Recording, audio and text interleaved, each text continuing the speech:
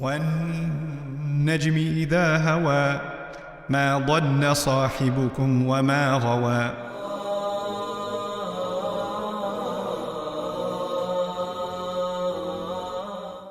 We were studying Surah Al-Dhariyat, 51. Allah in the beginning talks about winds. You know what we did? Instead of just studying the Tafseer, in addition, we studied winds. I watched documentaries on the wind. I read papers on the wind. I read National Geographic on the wind. Allah says winds that carry, and it implies winds that carry long distances. I didn't know that sand from the sub-Saharan desert of Africa is carried by the wind and dropped on the coast of Florida. I didn't know that. Across the entire ocean. وَالذَّارِيَاتِ ذَرْوًا. I didn't know atmospheric pressure, entire climates are carried by the winds from one region to the other. فَالْحَامِلَاتِ وِقْرًا. I didn't know that when there's a calm weather in one place, it creates a void, an atmospheric pressure, and creates thunderstorms, hurricanes, and tornadoes in another place. الْمُقَسِّمَاتِ أَمْرًا. I didn't know. But the more I studied winds, the more I realized something. I saw more in Surah Al-Dhariyat in the opening than I saw before. What am I trying to tell you? If Allah is talking about mountains, the best thing you can do to go on, if you want to do tadabbur, if you want to do tafsir, open up Ibn Kathir, open up Razi, open up a translate, whatever. If you want to do tadabbur, watch a documentary on mountains. If you want to know if Allah is talking about bees, start reading about bees. Study their behavior. Learn about them. And then read the ayah. And your view of the ayah will change. If Allah is talking about when Allah was talking about the mother of the mother of Ishaq at that time, Ibrahim alayhi salam's, actually Ismail, Ibrahim alayhi salam was visited by the angels. They said, you're going to have a child. And his wife said what? Ajuzun Akim. And she slapped her face. She slapped her face and screamed, فَصَقَّتْ وَجْهَهَا وَقَالَتْ عَجُوزٌ عَقِيمٌ. She did this. Old woman, couldn't have a baby ever. She screamed out. Now, think about this for a moment. Bear with me. I'll let you go after this. How long did Ibrahim alayhi salam live? 100 plus years. How much of his conversations are in the Quran? 30 minutes worth.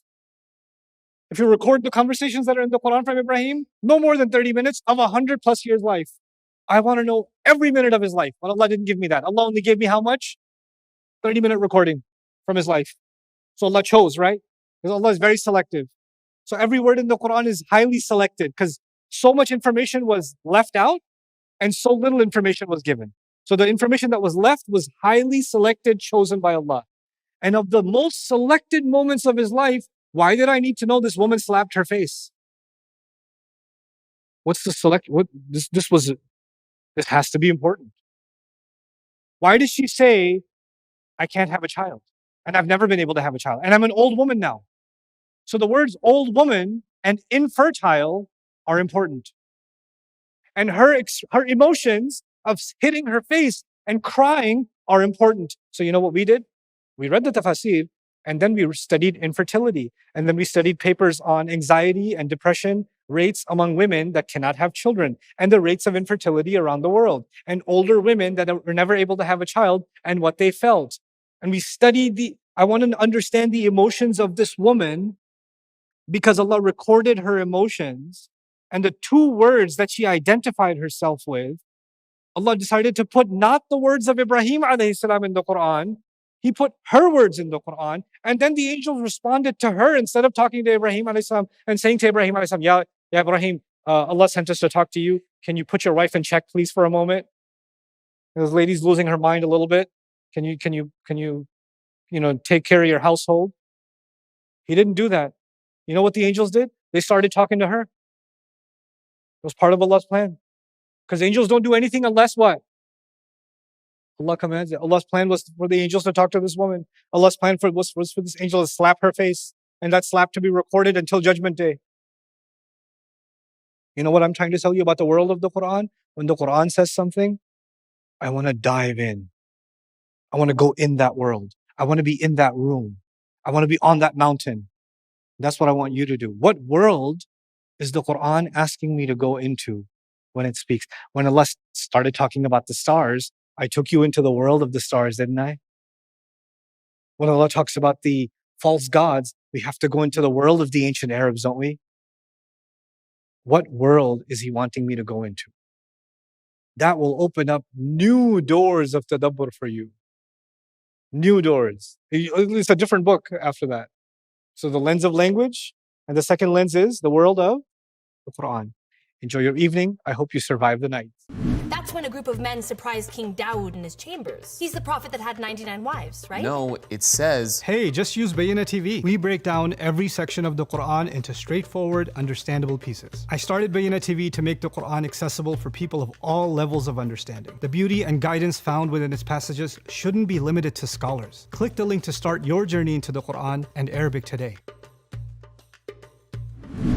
أعوذ بالله من الشيطان الرجيم فأعرض عمن تولى عن ذكرنا ولم يرد إلا الحياة الدنيا ذلك مبلغهم من العلم إن ربك هو أعلم بمن ضل عن سبيله وهو أعلم بمن اهتدى ولله ما في السماوات وما في الأرض ليجزي الذين أساءوا بما عملوا ويجزي الذين أحسنوا بالحسنى الذين يجتنبون كبائر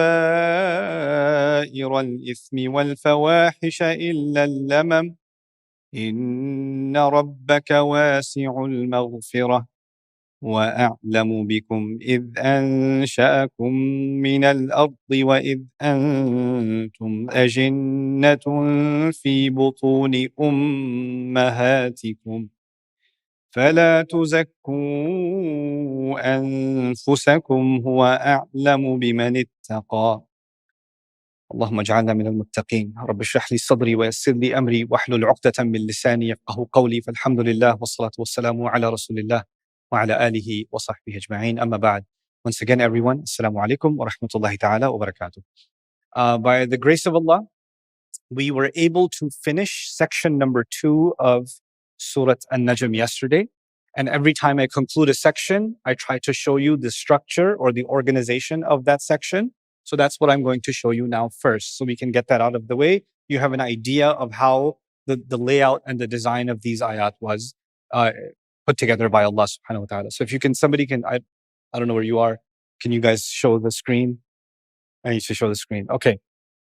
So in this second section, the first thing was أَفَرَأَيْتُمُ اللَّاتَ وَالْعُزَّى وَمَنَاةَ الثَّالِثَةَ الْأُخْرَى أَلَكُمُ الذَّكَرُ وَلَهُ الْأُنثَى تِلْكَ إِذًا قِسْمَةٌ ضِيزَى إِنْ هِيَ إِلَّا أَسْمَاءٌ سَمَّيْتُمُوهَا أَنْتُمْ وَآبَاؤُكُمْ ما أنزل الله بها من سلطان لات منات عزى really daughters for you sons for or daughters for God sons for you what a stupid division. These are just names you made up. That was the first thing he talked about.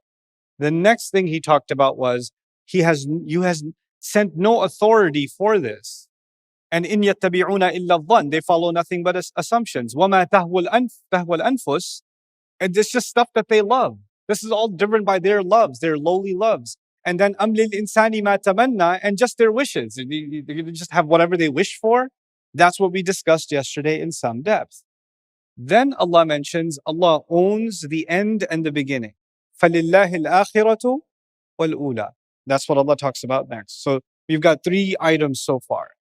When we move on, Allah says angels cannot speak on your behalf on Judgment Day, not in this life, not in the next life. They cannot do shafa'ah for you. They cannot back you up. Even if all the angels got together, لا تغني شفاعتهم شيئا إلا من بعد أن يأذن الله لمن يشاء ويرضى. So we talked about that. Then he also mentioned that these are just, إن الذين لا يؤمنون بالآخرة ليسمون الملائكة تسمية الأنثى. People who don't believe in the akhirah, they name angels female names. They have no knowledge. And then he mentions ما لهم به من علم. They have no knowledge of this at all. إن يتبعون إلا الظن. They follow nothing but assumptions. وإن الظن لا يغني من الحق شيئا. And assumptions cannot help you against reality. They can't change reality, your assumptions. Your imagination is your imagination. That doesn't change reality. By the way, I didn't say this yesterday, but it should have been said. Nowadays, there's this term that is becoming very popular among Gen Zs. It's my truth. You ever heard this? This is my truth. I gotta speak your truth. What that means is describe reality based on your feelings. Okay? So reality is being determined by what? Feelings. And they call it speak your truth because I have my truth and you have your truth and this one has his truth and that one has her truth, etc. And somebody's truth is they're a zebra and somebody else's truth is I'm a banana. Somebody else's truth is I'm a pineapple, you know, and I'm a bird. I'm a Pokemon. Whatever you are, this is my truth. Allah says, وَإِنَّ الظَّنَّ لَا يُغْنِي مِنَ الْحَقِّ شَيْئًا. These assumed truths of yours, they cannot change reality. They can't free you from reality. مِنَ الْحَقِّ شَيْئًا.